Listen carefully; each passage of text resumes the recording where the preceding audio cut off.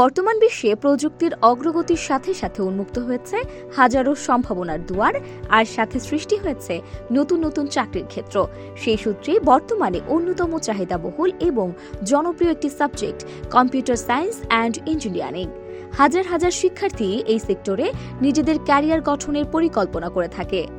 ঠিক কয়টি সাবজেক্টে পড়াশোনা হয় কম্পিউটার সায়েন্স ডিপার্টমেন্টে? কয় বছরের এই course?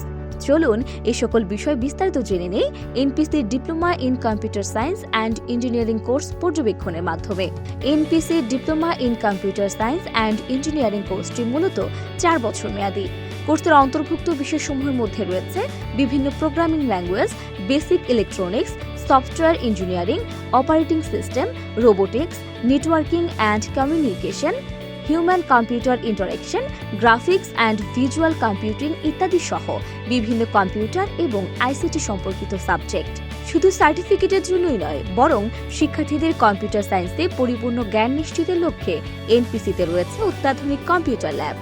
এনপিসির diploma in computer science and engineering এ ভর্তি সংক্রান্ত তথ্য জানতে স্ক্রিনে দেওয়া নাম্বারে যোগাযোগ করুন।